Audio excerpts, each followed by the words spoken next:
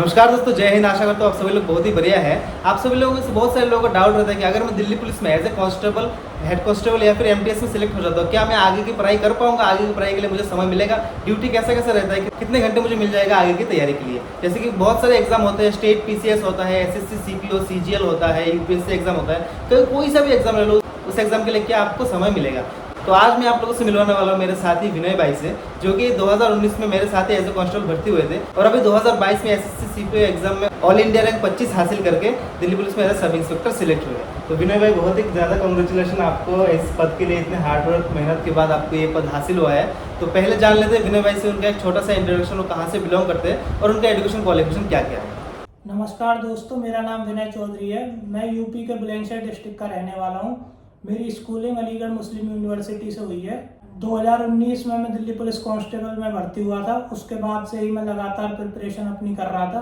मैंने कई एग्ज़ाम्स दिए, जिसमें CHSL, CGL, UPSI भी मैंने दिया, जिसमें UPSI में मेरा फाइनल सिलेक्शन हो गया था, लेकिन मैं वो ज्वाइन नहीं करा क्योंकि मैं कहीं ना कहीं आश्वस्त था कि मेरे को CPO 2022 में कोई अच्छी पोस्ट और अच्छी रैंक मेरे को मिल जाएगी।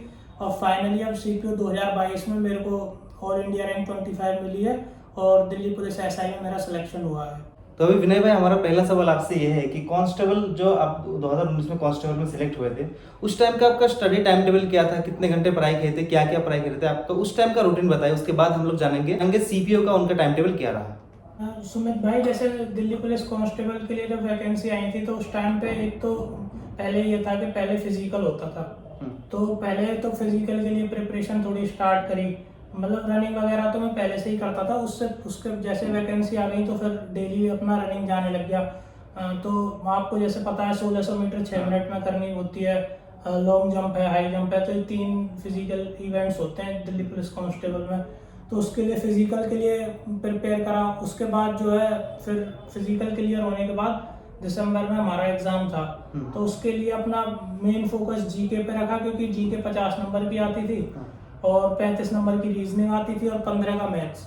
तो मेन फोकस जीके पे रखा। जीके में वन लाइनर क्वेश्चंस ज़्यादा आते हैं, जो इतना डीपली नहीं पूछता, पर वन लाइनर क्वेश्चंस को आपको अच्छे से प्रिपेयर करना पड़ता है। उसके लिए मैंने लूसेंट की बुक फॉलो करी थी और करंट को अच्छे से रिवाइज किया था। लास्ट 6 to 8 मंथ्स के करंट अफेयर मैंने अच्छे से रिवाइज करे थे।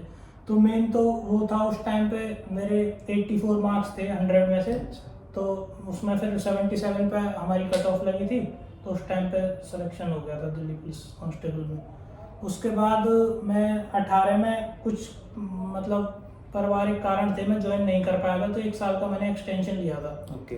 तो फिर मैंने फाइनली उसको 2019 में ज्वाइन करा था दिल्ली पुलिस। 2019 में हम दोनों का ट्रेनिंग जो कि है 19 वाले बैच में एक ही साथ हुआ था। जी जी। तो विनय भाई, अभी 2019 से लेकर 2022 तक जो कि 3 साल का सफर रहा, उसमें आपने ड्यूटी भी किया कांस्टेबल में, हमारे साथ ड्यूटी भी किया, उसके साथ आपने तैयारी भी किया, पढ़ाई भी किया। तो सारा का सारा चीज़ आपने कैसे मैनेज किया, उसके बारे में बताइए। नहीं, मेरी जो पोस्टिंग थी सुमित भाई, वो थी ऑफिस में, DCP ऑफिस 7th बटालियन में मैं पोस्टेड था उस टाइम पे। तो ऑफिस आवर्स पे ड्यूटी होती थी 10 to 6, वही रूटीन, और सैटरडे संडे का भी ऑफ मिल जाता था। तो मैं अपने टाइम टेबल को इस हिसाब से मैनेज करता था कि जैसे 6 बजे अगर ऑफिस से छूट गए तो 8 बजे लाइब्रेरी जाने का शेड्यूल रखता था कि 8 बजे 8 से 12 मेरे को लाइब्रेरी में टाइम स्पेंड करना है। फिर सुबह में एक बार थोड़ा 1-2 घंटे जो मेरे को रिवीजन करना होता था, वो मैं रिवीजन सुबह में करता था ऑफिस आने से पहले। और जो वीकडेज जैसे वीकेंड पे मेरा ऑफ होता था सैटरडे संडे को, उस दिन मैं कोशिश करता था कि दोनों दिन एक मॉक लगाऊं और उनका अच्छे से एनालिसिस करता था। और मॉक में जो भी मेरी कमी रहती थी उसको मैं पूरे हफ्ते में उस चैप्टर्स को, या एक चैप्टर छांट लेता था पर्टिकुलर के ये चैप्टर से मेरे मार्क्स कम आ रहे हैं, या ये सब्जेक्ट मेरा वीक चल रहा है तो ये मेरे को पढ़ना है। तो उसको पूरे हफ्ते में 5 दिन उसको करता था।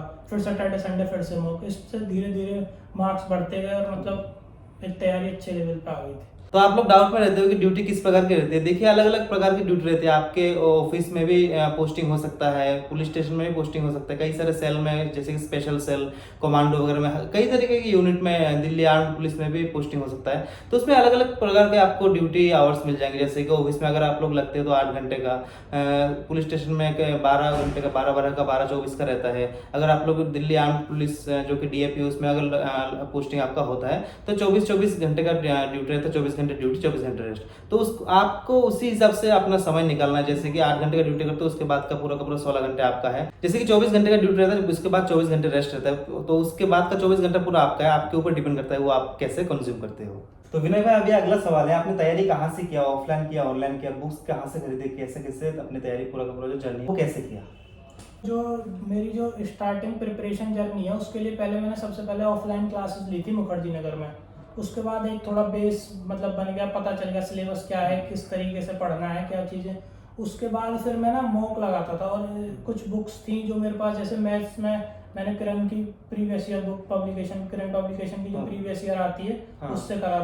तो मैंने भी आपको पिछली वीडियो में कई बार बताया था, मैथ्स का एक रेड कलर का बुक आता है जो कि किरण पब्लिकेशन का है, और भाई ने भी इसी बुक से शायद अपनी तैयारी किया था। हाँ जी, इसमें मतलब प्रीवियस ईयर के क्वेश्चन सब वो हो जाते हैं कवर, तो उससे अगर आप करते हो तो आपको प्रीवियस ईयर का एनालिसिस मिल जाता है, किस तरीके का पैटर्न प्रीवियस ईयर में फॉलो हुआ है, और उससे आप अपनी तैयारी अच्छे से कर सकते हो। तो शायद आपके पास वो बुक अभी होगा शायद ना? हाँ, अभी अवेलेबल। तो अगर आपको ये वाला बुक चाहिए, भाई को तो अभी जरूरत नहीं है, अगर आपको ये बुक चाहिए तो आप लोग मुझे कमेंट में बताओ और ज़्यादा से ज़्यादा शेयर करो, मैं किसी भी एक बंदे को ये बुक उसके घर में फ्री ऑफ कॉस्ट पहुंचा दूंगा। और इंग्लिश के लिए मैंने एक बेसिक बुक प्लेन टू पैराबाउंड नीतू सिंह मैडम की आती है, वो फॉलो करी थी, और उसके बाद एक एसपी बख्शी और एमबी पब्लिकेशन की बुक मैंने प्रीवियस ईयर के लिए फॉलो करी थी। और रीजनिंग तो मतलब दिल्ली पुलिस के टाइम पे जो पढ़ी थी वो उसी से बस मॉक में ही मैं रीजनिंग लगाता था, क्योंकि रीजनिंग मेरी मतलब ठीक थी कि मेरे को इतना ज़्यादा उसमें वो नहीं हुआ। और जीके के लिए करंट अफेयर्स में मंथली देखता था, वो मेरा कोई एग्ज़ाम है या नहीं है, फिर भी मैं मंथली करंट अफेयर हमेशा फॉलो करता था। और स्टैटिक जीके के लिए लूसेंट की बुक मैंने फॉलो करी थी, और जो जीएस के नोट्स मुखर्जी नगर में अवेलेबल हैं, एक बार वो पढ़े थे सारे। तो ये मेरी बुक लिस्ट थी जो मैंने फॉलो करी थी। विनय भाई, एक और इम्पोर्टेंट सवाल है कि एक्सपीरियंस पूछते हैं कि कितने घंटे पढ़ाई करना चाहिए, चाहे वो दिल्ली पुलिस कांस्टेबल के लिए हो या फिर सीपीओ के लिए हो। तो मैं आपसे ये पूछना चाहता हूँ कि आपने सीपीओ की तैयारी जो किया, उसके लिए आपने ड्यूटी के बीच में से भी समय निकाल के, या फिर अपने खुद के पर्सनल समय जो भी है, आपको जितना भी घंटा मिला, 16 घंटे या फिर 15-14 घंटे जितना भी मिला, उसमें से आप डेली कितने घंटे पढ़ाई करते थे?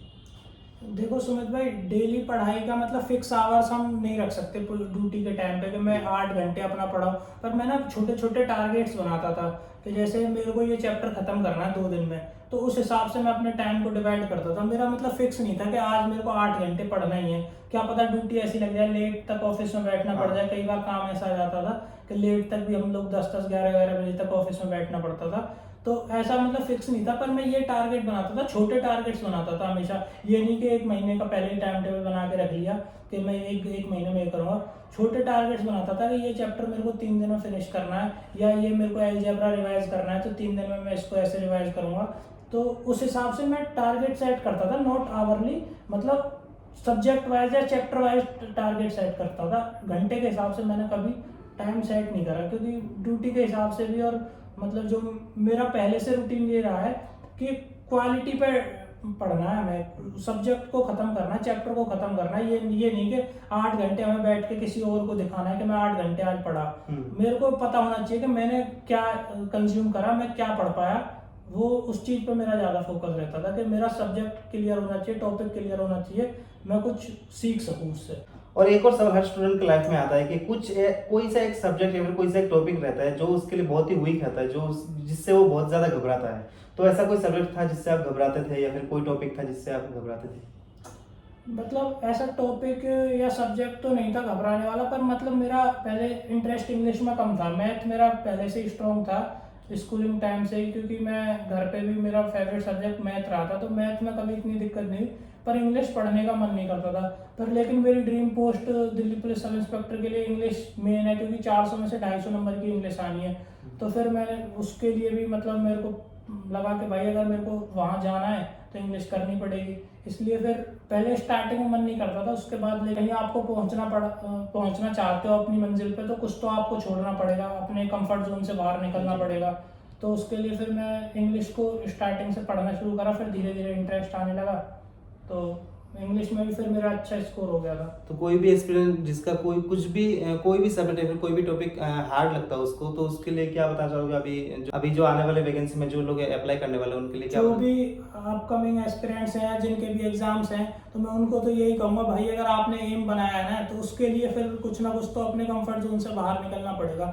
ये एक्सक्यूज हम नहीं दे सकते कि ये सब्जेक्ट मेरे को पसंद नहीं है या मैं इस सब्जेक्ट में वीक हूँ या वो, अगर वो सब्जेक्ट उस एग्जाम में आता है तो वो आपको पढ़ना पड़ेगा ही, अगर आपको उस मंजिल तक पहुंचना है। तो अभी हम लोग बात करेंगे विनय भाई फिजिकल की। एसएससी सीपीओ में फिजिकल किस प्रकार के होते हैं और आपने अपनी तैयारी कैसे किया था? फिजिकल का सुमित भाई देखो, पहले दिल्ली पुलिस कांस्टेबल का भी दे रखा था, तो उससे एक्सपीरियंस था कि किस तरीके से फिजिकल होता है। फिर उसके बाद ट्रेनिंग हुई तो और थोड़ा फिजिकल इंप्रूव हो गया, ट्रेनिंग अच्छी खासी मेहनत कराते हैं, आपको तो पता ही है। उसके बाद जैसे थोड़ा ऑफिस में मेरा वेट भी बढ़ गया था, वेट गेन हो गया था, तो फिजिकल से पहले एक बार मैंने जैसे टाइम लगा के देखा रनिंग का 1600 मीटर, तो 1600 मीटर के लिए 6.5 का टाइम मांगते हैं वहाँ, तो मेरा 7.5 आया था पहले दिन। तो फिर मैंने धीरे धीरे दोनों टाइम मतलब रनिंग करना, एक्सरसाइज, स्ट्रेचिंग वगैरह स्टार्ट करी, और विद इन मेरा 20 डेज में मतलब मेरा टाइम आ गया था। और सीपीओ के फिजिकल में 5 इवेंट्स होते हैं, 1600 मीटर रनिंग, उसके बाद आपको 100 मीटर कराएंगे, 100 मीटर का शूट होता है जो विद इन 15 सेकंड में मारना होता है। शूट मतलब स्प्रिंट की बात कर रहे हैं? स्प्रिंट जो होता है जिसको हम वैसे हिंदी मतलब हमारी ट्रेनिंग में शूट कहा जाता है। आम भाषा में, हमारे ट्रेनिंग में भी शूट वर्ड यूज करते हैं, आम भाषा में हम शूट कह देते हैं। तो 100 मीटर वो होता है, उसके लिए 15 सेकंड का टाइम मिलता है।